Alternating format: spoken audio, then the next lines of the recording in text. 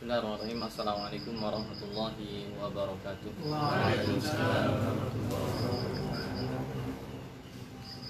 Alhamdulillahi ala ihsanihi wa syukru lahu ala taufiqihi wa amtinanihi wa asyhadu an la ilaha illallah wahdahu la syarika lah ta'dhiman li sya'nihi wa asyhadu anna Muhammadan abduhu wa rasuluhu da'i ila ridwanih.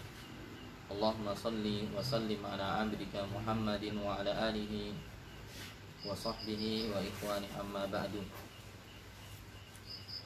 Allahumma 'allimna ma yanfa'una wa anfa'na bima 'allamtana wa zidna ilman ya rabbal alamin.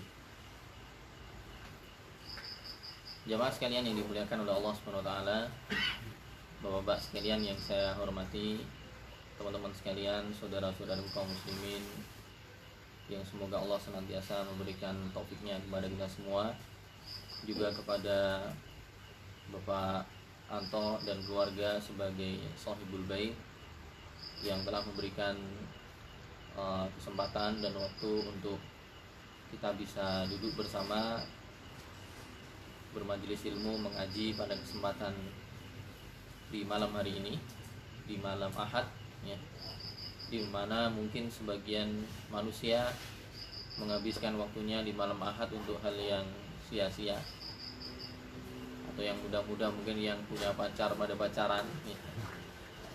Tapi di sini alhamdulillah kita berusaha untuk menghabiskan waktu kita atau untuk mengisi waktu dan kesempatan yang Allah berikan kepada kita dalam beramal soleh.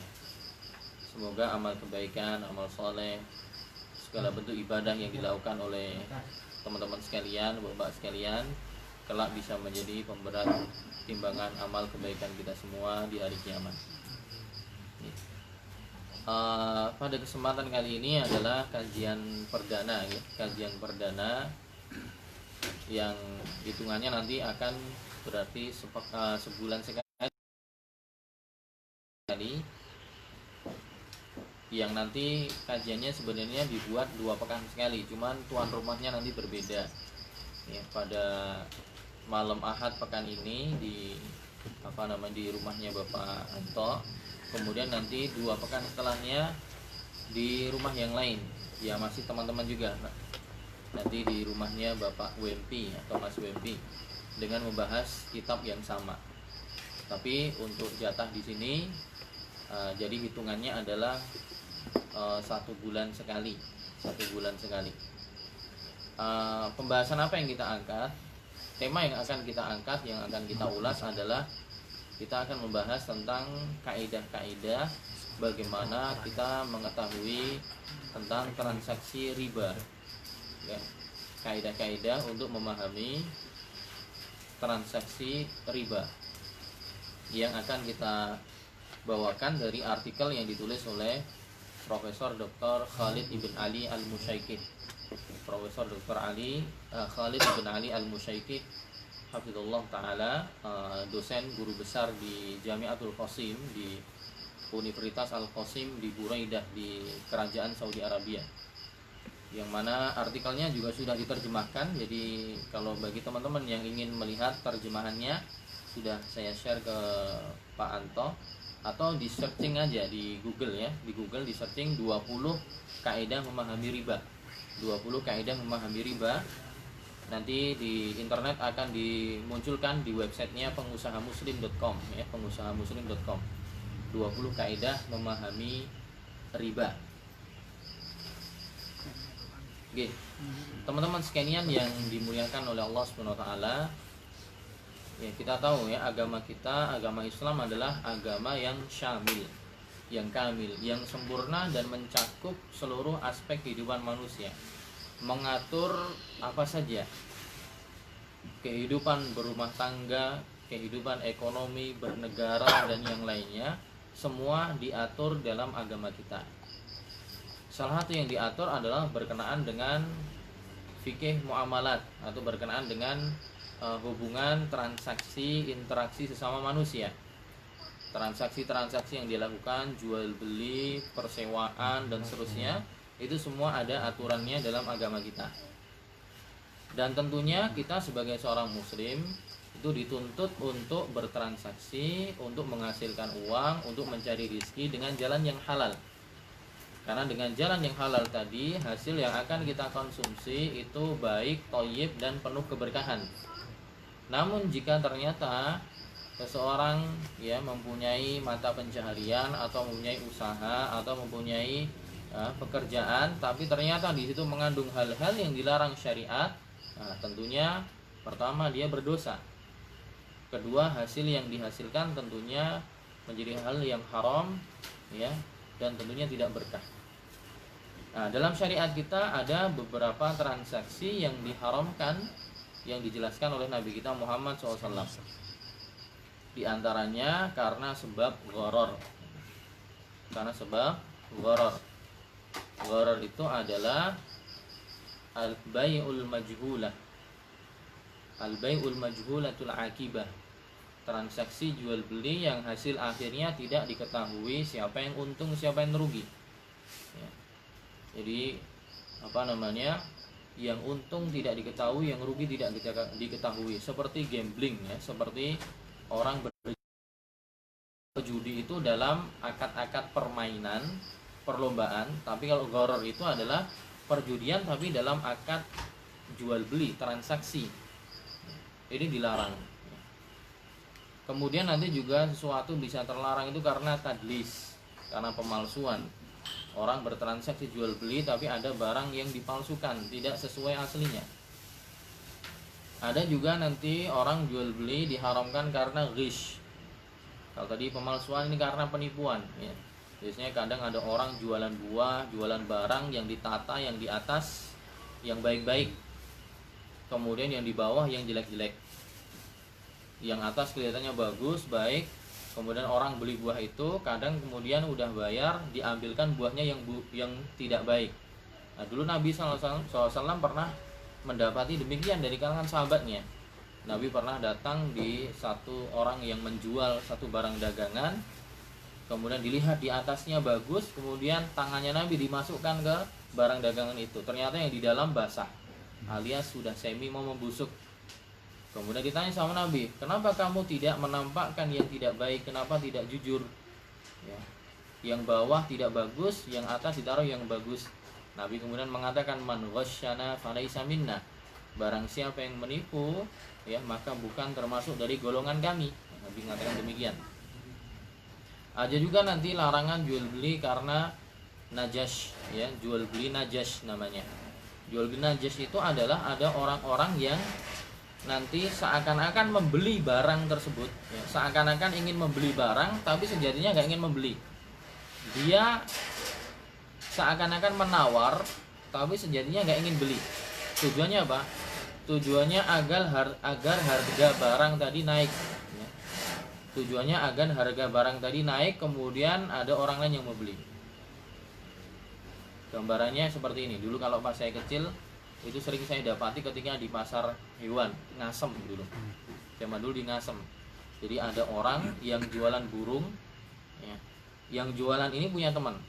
Orang yang jualan ini punya teman, temannya 2 atau 3 orang. Kemudian mereka kerjasama. Burungnya ditaruh di selongsong gitu.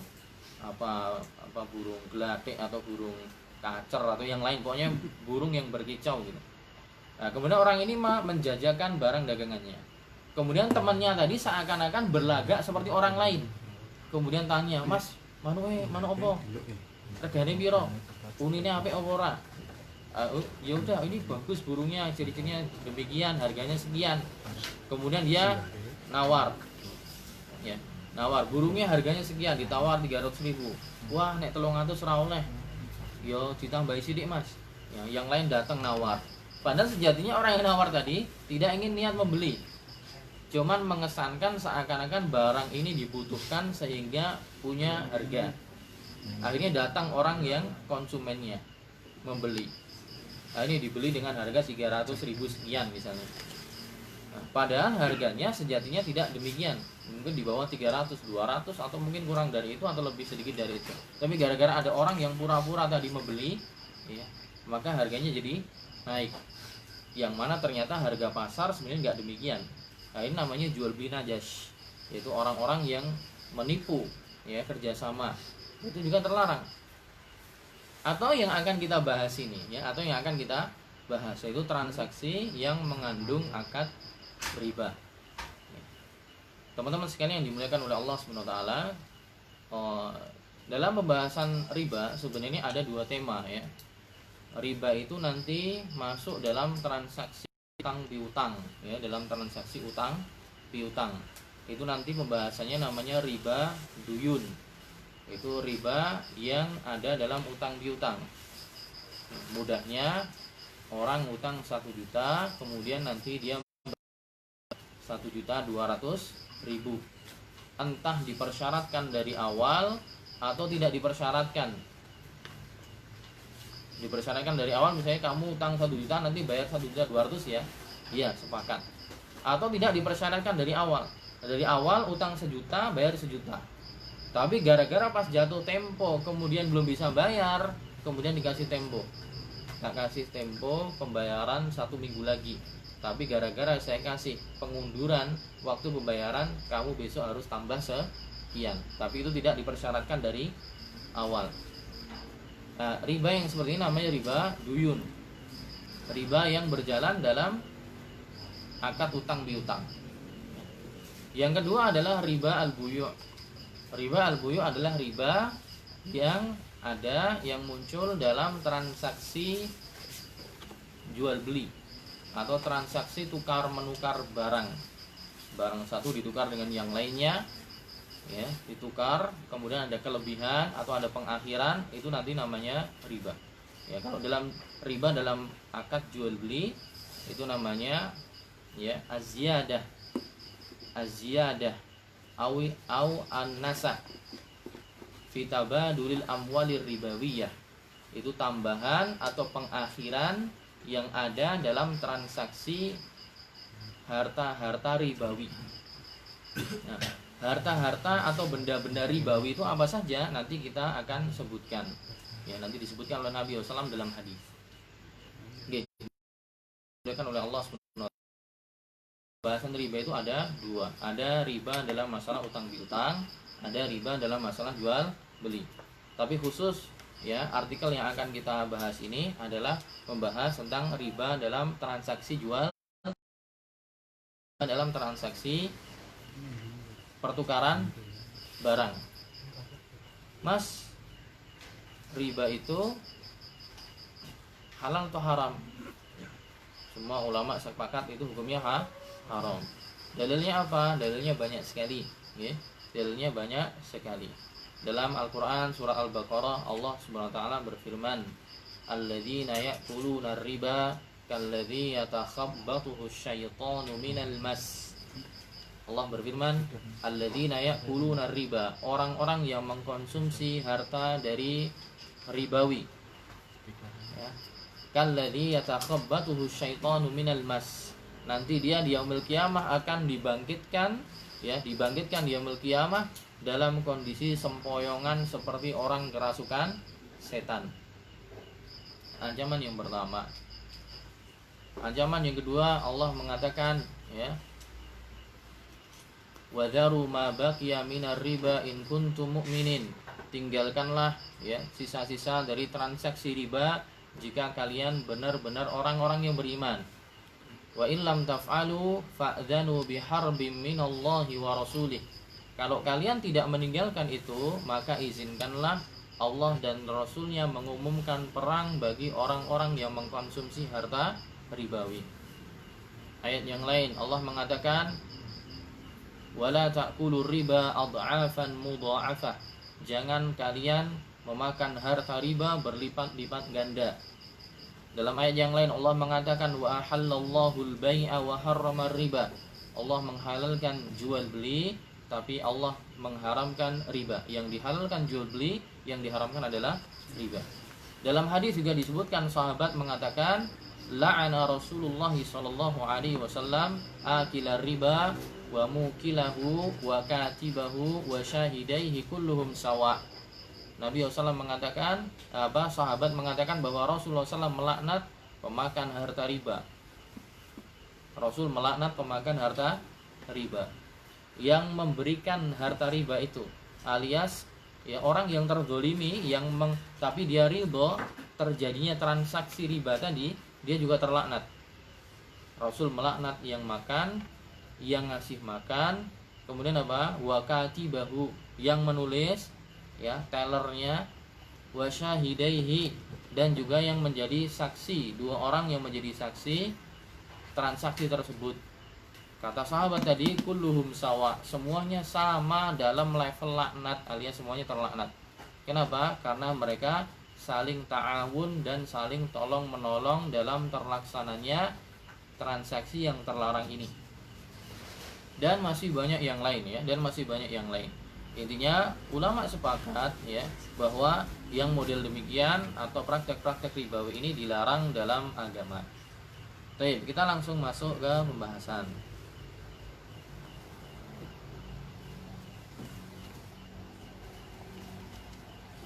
Sudah itu buka ininya.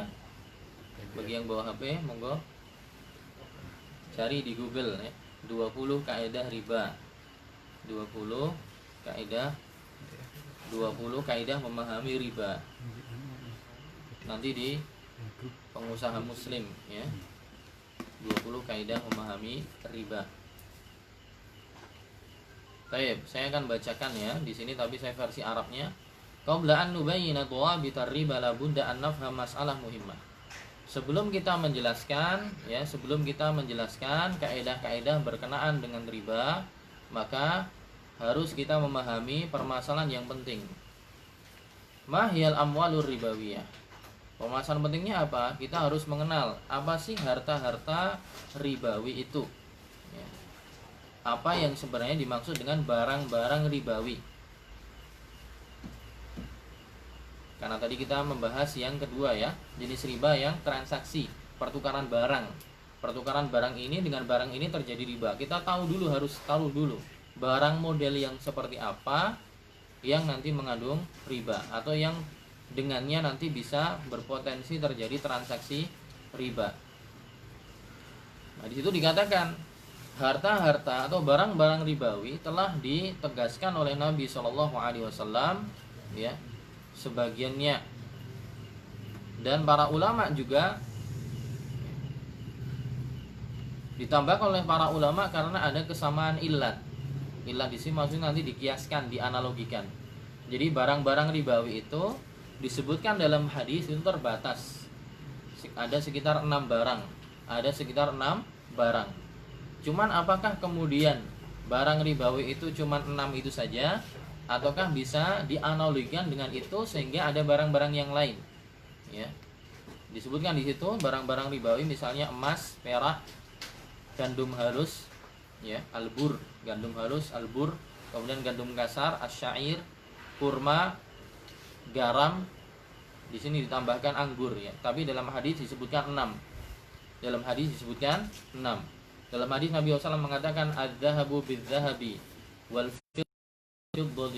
fiddatu bil fiddati wal burru bil burri wasyairu bis syairi wat tamru bit tamri wal milhu bil milhi yadan biyadin sawaan bisawain mithlan bimithlin idza ikhtalafatil ajnas fabi'u kaifa syi'tum. Nabi mengatakan emas jika ditukar dengan emas, perak jika ditukar dengan perak, gandum bur jika ditukar dengan gandum bur, gandum syair jika ditukar dengan gandum syair, kurma jika ditukar dengan kurma, garam jika ditukar dengan garam. Ya dan biyadin, harus langsung, ya, langsung, tidak boleh ditunda. Mithlan bimithlin, ya, semisal dengan semisal.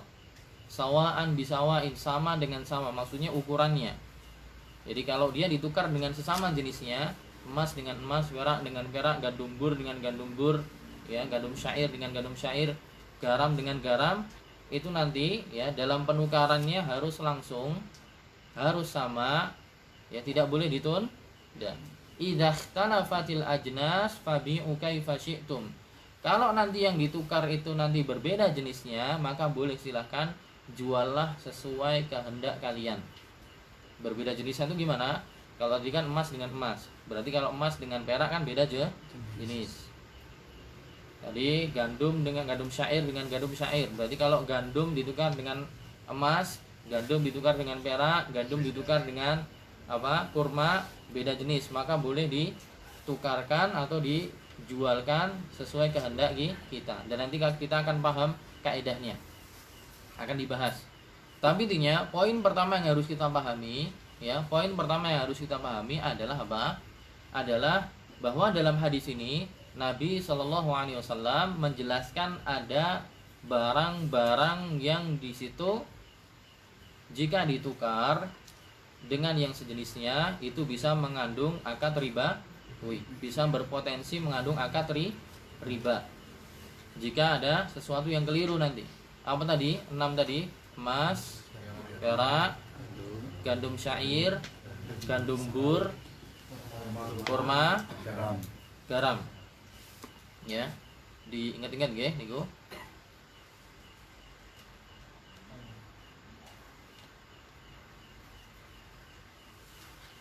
Ya, ada 6 barang itu ya, ada 6 barang yang disebutkan oleh Nabi SAW. Fahadhihi allati nassa 'alaiha Nabi SAW hal hiya ma'dudah aw mahdudah? Hal hiya madbutah bi dhabit aw naqulu bi annaha ma'dudah? Ya. Apakah barang-barang ribawiyah itu hanya terdiri dari nama-nama yang Nabi sebutkan tadi, ataukah setiap barang yang memiliki sifat seperti barang yang Nabi sebutkan? Nah, teman-teman sekalian, tadi disebutkan dalam hadis cuman ada 6. Sekarang pertanyaannya, apakah ya dalam masalah riba jual beli itu hanya berlaku pada 6 barang tadi, ataukah juga bisa berlaku dalam barang yang lain? Jika barang yang lain punya sifat dan karakter serupa dengan 6 barang tadi. Bisa dipahami ya? Jadi yang Nabi sebutkan memang cuma 6. Emas, perak, gandum bur, gandum syair, kurma, dan juga garam. Nah, apakah terbatas hanya di 6 barang saja atau 6 barang yang disebutkan dalam hadis ini? Ya, barang yang lain juga bisa terkena praktek riba jika ada kekeliruan nanti. Maksudnya apakah terbatas di 6 barang tadi atau juga bisa barang yang lain? Maksudnya bisa dikiaskan atau enggak? Dikiaskan itu, kias itu istilah usul fikih ya. Kalau kita katakan bisa dianalogikan atau enggak untuk barang yang lain. Nah, disinilah kita bahas. Di situ ada perbedaan para ulama. Ada 2 pendapat ulama. Pendapat yang pertama, kaum Zahiriyah mengatakan bahwasannya barang ribawiyah itu hanya nama-nama yang Nabi sebutkan saja. Adapun selainnya maka tidak termasuk barang ribawiyah. Dan ini adalah pendapat Ibnu Uqail dari mazhab Hambali. Ya, saya ulangi, apakah transaksi riba tadi, tukar menukar barang tadi hanya terbatas dalam 6 barang tadi ataukah bisa yang lain? Oh, pendapat yang pertama, pendapat ulama Zahiriyah. Ulama Zahiriyah itu bahasa kita tekstual, yaitu ulama-ulama yang memahami dalil secara tekstual saja. Di teks cuma disebutkan 6, ya udah itu. Ya, tidak ada yang lain. Dan mereka adalah siapa? Mereka adalah Abu Dawud Az-Zahiri, ya. Abu Dawud Az-Zahiri ini dahulu muridnya Imam Syafi'i. Muridnya Imam Syafi'i, kemudian setelahnya beliau mandiri membuat konsep memahami dalil sendiri, alias punya kaidah dalam memahami Quran dan hadis sendiri yang lebih condong kepada memahaminya secara tekstual. Ya. Teksnya bilang gini ya udah gitu, kaku lah, bisa kita katakan kaku. Pengikutnya yang paling terkenal pengikutnya Dawud Az-Zahiri, bukan Abu Dawud ya, tapi Dawud Az-Zahiri. Pengikutnya yang paling terkenal adalah Imam Ibnu Hazm Al-Andalusi yang dulu tinggal di Andalus. Ya, ulama terkenal, ahli hadis, juga beliau ahli fikih. Andalus itu di mana? Spanyol dan Portugal. Ya. Spanyol dan Portugal itu dahulu pernah dikuasai kaum muslimin 8 abad. Ya. 8 abad di situ dulu banyak ulamanya. Ibnu Rushd Al-Qurtubi, Ibnu Hazm Al-Andalusi, Ya, Al-Imamul Qurtubi juga sendiri ulama tafsir. Itu dulu dari Andalus, ya, di daerah Spanyol dan Portugal. Sebelum kemudian runtuh lagi, kemudian dikuasai oleh orang-orang non muslim. Baik, kembali ke masalah ini. Jadi masalah apakah barang-barang ribawi itu hanya 6 saja, tidak lebih dari itu? Iya, menurut mazhab Zahiri hanya terbatas pada 6 saja. Itu pendapat pertama.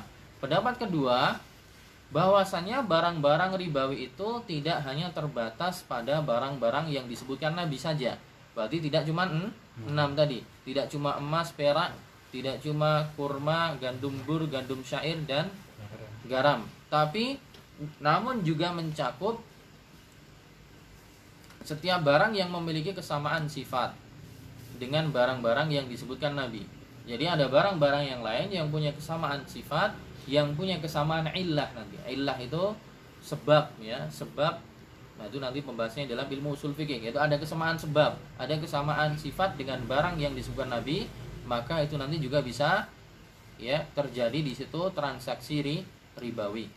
Dari pendapat ini maka para ulama kemudian berbeda pendapat dengan tentang ilatnya atau sebab alasannya. Barang-barang yang disebutkan Nabi tadi atau barang-barang yang disebutkan Nabi sehingga disebut sebagai barang-barang ribawi. Sebagaimana yang kita sebutkan sebelumnya bahwa Nabi menyebutkan barang-barang ribawiyah itu berupa emas, perak, gandum halus, gandum bur, gandum kasar, gandum syair, kurma dan garam. Perbedaan pendapat yang dimaksudkan adalah sebagai berikut. Baik, saya ulangi. Kelompok pertama berpendapat bahwa riba hanya terjadi di 6 barang tadi. Tidak, di selain barang itu nggak ada riba.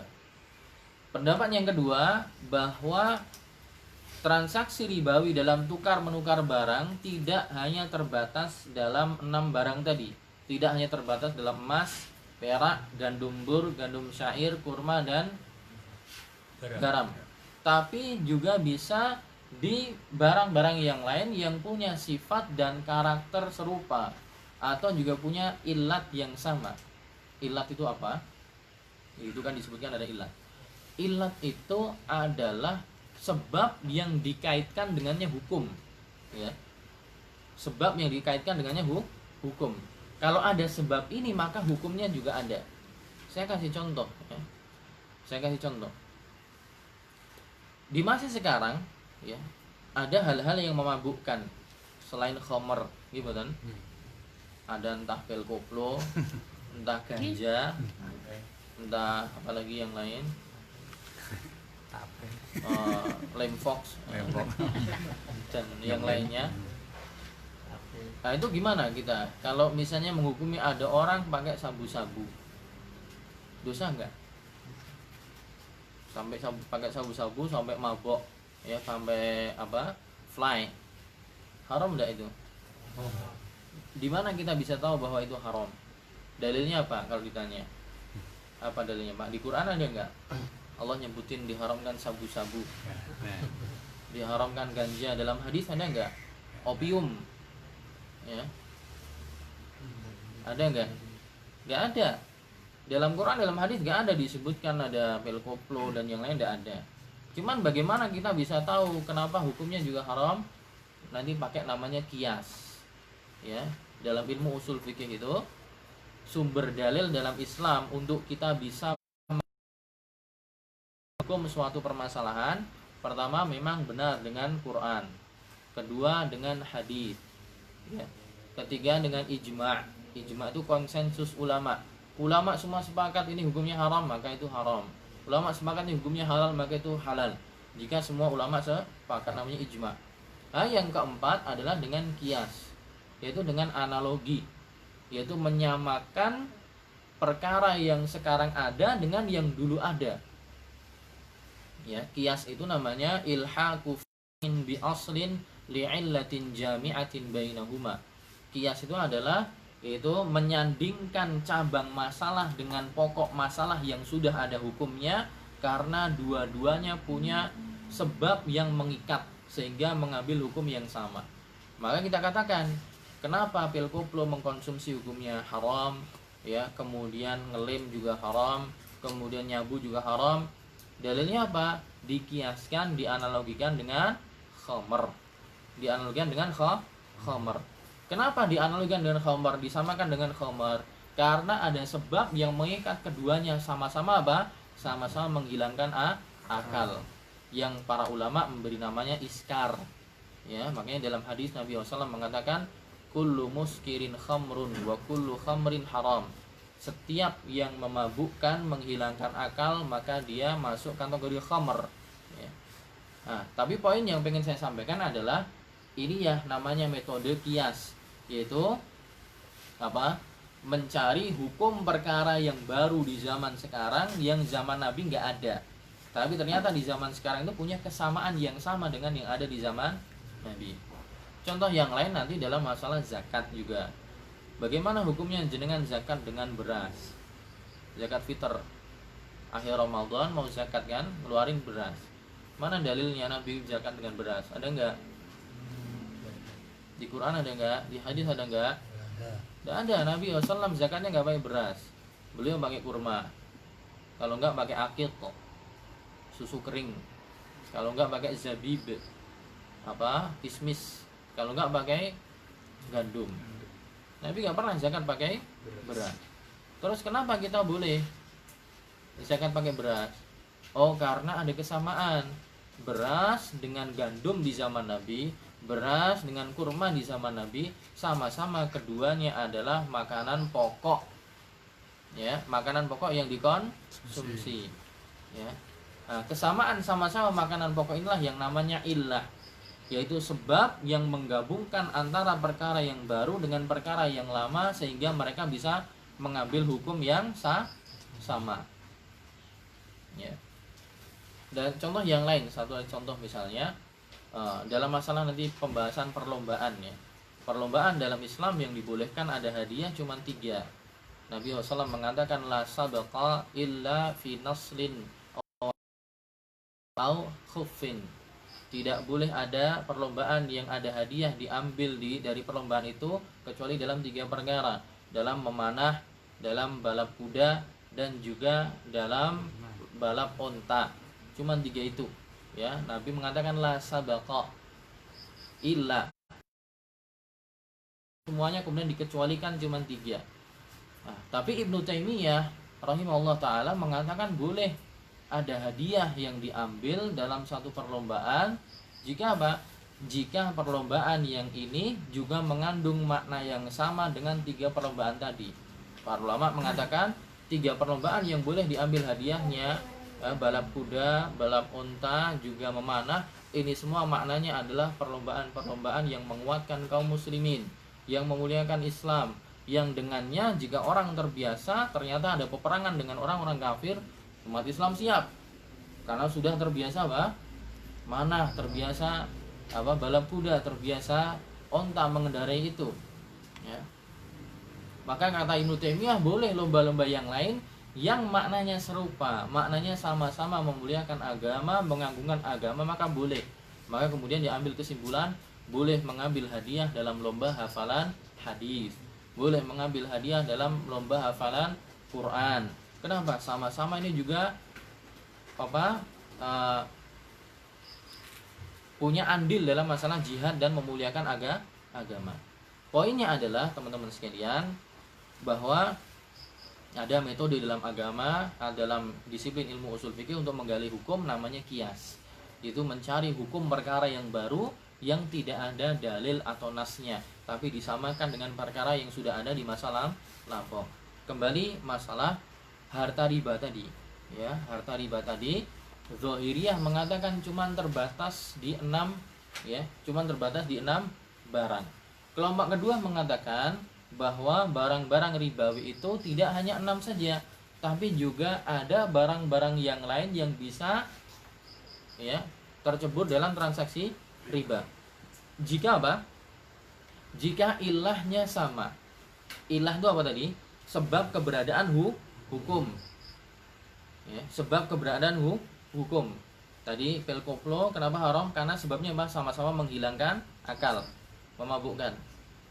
Kenapa boleh zakat fitr dengan beras? Sama-sama itu makanan pokok seperti halnya kurma.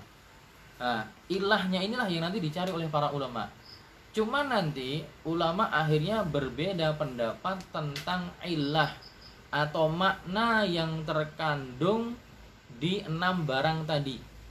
6 barang yang disebutkan Nabi: emas, perak, gandum, bur, syair tadi, garam, dan juga kurma. Ini ilahnya apa sih? Makna yang terkandung dari barang-barang ini apa sih? Sehingga dari makna ini kita bisa memukul untuk atau menerapkannya dalam barang yang lain. Ya, disinilah yang akan kita bahas. Ya, di sini yang akan kita bahas. Perbedaan pendapat yang dimaksud adalah berikut. Ya, mereka berbeda pendapat tentang masalah ilatnya. Ilat itu sebab keberadaan hukum tadi. Dari setiap barang tadi sebabnya apa?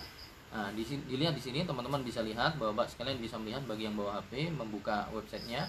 Pendapat pertama, ilat dari emas dan perak adalah ukuran timbangan. Ya. Pendapat pertama, kenapa kok emas dan perak itu diharamkan? Kalau pas ditukar harus sama, harus langsung.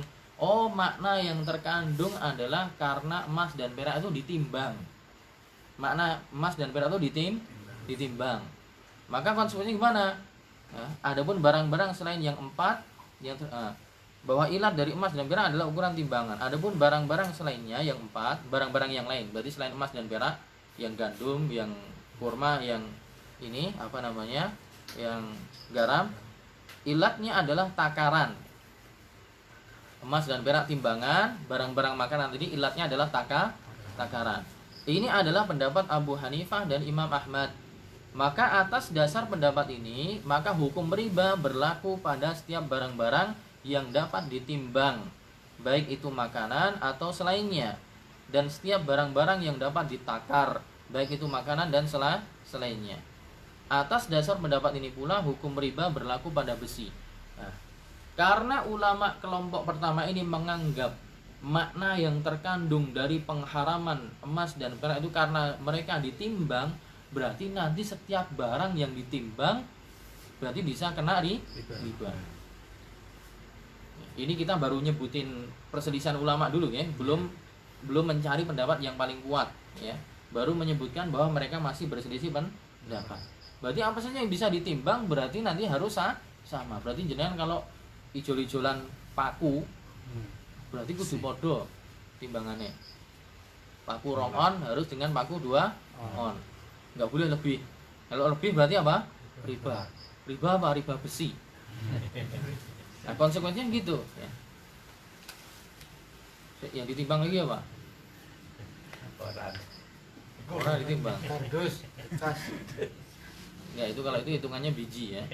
Itu kertas nanti ya, itu hitungannya kertas nanti. Ini yang ditimbang berarti seperti besi, Pak. Barang siapa? Nah, di sini dikatakan atas dasar pendapat ini pula hukum riba berarti berlaku untuk besi.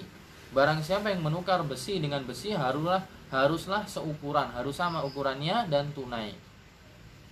Karena memiliki jenis yang sama.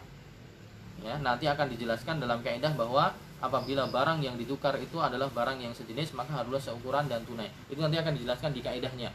Dalam kaidah tukar menukar, jika jenisnya sama harus seukuran. Ya, emas 1 gram harus dengan emas 1 gram sama, nggak boleh ada lebihan. Juga harus apa? Langsung. Ya, kalau ada lebihan nanti namanya riba fadl. Kalau diakhirkan nanti namanya riba nasi'ah. Nah, berarti besi juga gitu. Ukurannya harus sama dan tidak boleh diakhirkan menurut pendapat ulama kelompok pertama. Menurut pendapat ini juga, maka hukum riba juga berlaku pada emas, besi, tembaga, kuningan, timah dan lain-lain. Kenapa?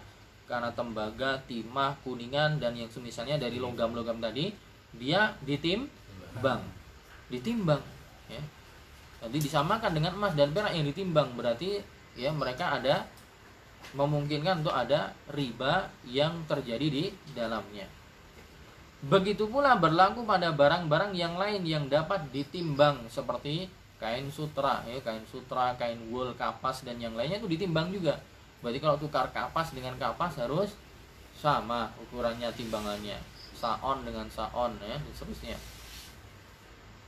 Begitu pula hukum ini berlaku untuk barang-barang yang dapat ditakar seperti gandum halus, gandum kasar, bur, syair, kurma, beras. Ya, beras itu ditakar. Dan semua benda cair seperti minyak dan susu. Minyak dan susu juga ditakar kan? Kita beli minyak 1 liter kan? Liter itu kan takaran. Ya, kalau timbangan ukurannya kita sekarang di era modern kilo. Kalau takaran kan liter ditakar. Berarti tukar minyak dengan minyak juga harus sama nanti karena dia ukurannya takaran. Karena kelompok ulama pertama ini dari 6 barang tadi, emas dan perak, mereka mengatakan ilatnya sebab pengharamannya karena ditimbang. Yang 4 sisanya sebab pengharamannya karena ditakar. Garam, kurma, gandum itu mereka ditakar. Jadi nanti setiap barang yang ditimbang maka bisa kemungkinan terjadi transaksi riba, disamakan dengan emas dan perak. Sebagaimana juga setiap barang yang ditakar, maka nanti juga ada potensi terjadi riba. Disamakan dengan apa? Dengan gandum, dengan kurma, dengan garam. Bisa dipahami ya? Itu pendapat kelompok ulama yang pertama. Inilah pendapat pertama, yaitu timbangan dan takaran.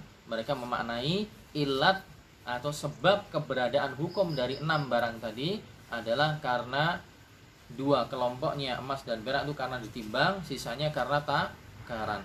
Dengan ilat ini maka berlakulah hukum riba untuk setiap barang yang ditimbang dan yang ditakar, baik berupa makanan atau selainnya. Masih bisa fokus atau sudah mulai ngantuk? Fokus. Karena ini kajiannya bukan kajian tazkiyatun nufus ya, bukan kajian yang cuman menggugah jiwa, tapi memang butuh konsen. Butuh konsen, butuh memahami kaidah, butuh nanti penerapannya gimana gitu. Masih? Sudah berapa menit itu? 38. Sesi jam lagi. Masih jam lagi ya. 15 menit. Semangat. Pendapat yang pertama ya. Itu ada berapa pendapat nanti? Ada 4 pendapat. Coba kita baca lagi. Tapi pendapat yang kedua, pendapat kelompok ulama yang kedua tentang masalah ilatnya, untuk menentukan ilat, yaitu sebab keberadaan hukum tadi. Sebab yang dengannya dikaitkan hukum itu menjadi ada. Ilatnya adalah karena barang itu ditimbang dan karena barang itu ditakar. Adapun yang kedua, pendapat Imam Syafi'i rahimahullah berpendapat bahwa ilat atau alasan dari emas dan perak adalah karena keduanya merupakan standar harga untuk barang-barang lainnya. Ya, ilatnya adalah samaniyah, dalam bahasa Arabnya adalah samaniyah. Itu karena kenapa emas dan perak itu diharamkan nanti, maksudnya kenapa ketika tukar menukar ada potensi, ada riba, karena keduanya adalah standar harga untuk transaksi di masa itu, yang bahasa Arabnya adalah samaniyah. Ya, berarti nanti untuk barang-barang yang juga menjadi alat untuk transaksi itu berarti juga berlaku dengannya kaidah-kaidah riba. Contohnya nanti zaman sekarang nanti ya, cek misalnya giro misalnya, kemudian juga uang kartal ya, dan yang semisalnya itu nanti juga berlaku. Ya, untuk yang emas dan perak adalah ilatnya adalah standar harga atau sebagai alat tukar. Adapun keempat barang yang lainnya maka ilatnya adalah jenis makanan. Jadi untuk kelompok pertama tadi seperti yang dijelaskan. Kelompok kedua, pendapat Imam Syafi'i mengatakan bahwa emas dan perak itu diharamkannya ilatnya karena apa? Karena sebagai standar harga atau sebagai alat tukar.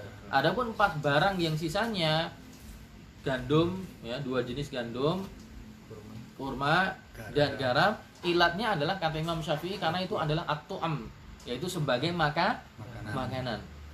Ya, sebagai makanan. Maka atas dasar pendapat ini hukum riba berlaku untuk ya. Atas dasar pendapat ini maka hukum riba berlaku untuk emas dan perak saja. Atas pendapat ini maka emas dan perak itu yang hanya berlaku hukum riba. Adapun timah, besi, tembaga itu tidak ya, bukan sebagai harta riba, tidak berlaku baginya kaidah-kaidah riba. Berarti berselisih dengan kelompok yang pertama ya. Kelompok pertama besi, timah, tembaga itu masuk nanti ditukar harus sama, harus langsung. Menurut pendapat Syafi'i berarti besi dan tembaga, aluminium, stainless steel berarti tidak masuk apa? Tidak masuk pada barang-barang ribawi. Adapun yang masalah makanan, maka setiap makanan termasuk barang ribawi, tidak terkait dengan kondisinya yang bisa ditimbang atau ditakar. Adapun yang dalam masalah makanan, Imam Syafi'i mengatakan 4 barang tadi, kenapa kok di situ ada kaidah-kaidah riba yang harus diterapkan? Karena mereka adalah makanan. Maka berarti nanti setiap sesuatu yang itu sebagai makanan, berarti berlangsung di situ juga apa?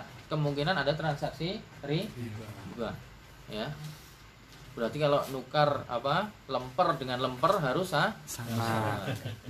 Kebab dengan kebab harus sama. Tidak boleh apa? Tidak boleh ada lebihan, tidak boleh diakhirkan. Kecuali beda jenis. Ya, kecuali beda jenis. Misalnya apa? Kebab dengan pukis. Itu beda jenis. Ya, nanti apa namanya bisa beda. Kalau yang jenisnya sama, ya, roti Maryam dengan roti Maryam, getuk dengan getuk. Nah, tapi getuk nanti ada banyak jenisnya, getuk lindri, ada getuk yang lainnya. Nah, kalau menurut pendapat Imam Syafi'i berarti setiap yang dia adalah makanan maka juga di situ ada kemungkinan mengandung akad ribawi. Berapa nih, Mas? 2, 4, 3. Masih 15 menit lagi kan? Masih sampai 1 jam kuat. Beneran? Insyaallah. Oke, berarti kita selesaikan 2 pendapat lagi dalam masalah ilah ini. Oke, pendapat ketiga, pendapat Imam Malik. Pendapat pertama tadi pendapat siapa? Dalam masalah menentukan ilah. Pendapat yang pertama. 2. Ayo, udah lupa kan? Hanafiyah dan Imam Ahmad, ya. Abu Hanifah dan Imam Ahmad. Yang mana mereka menetapkan ilatnya adalah timbangan dan takaran. Yang kedua Imam Syafi'i. Ilahnya adalah karena apa? Samaniyah, yaitu barang berharga, alat tukar dan juga makanan. Yang ketiga Imam Malik. Imam Malik berpendapat bahwa ilat dari emas dan perak adalah alat tukar. Ya. Ilat dari emas dan perak adalah alat tukar. Karena emas dan perak itu sebagai alat untuk transaksi. Ya, sebagai alat untuk transaksi.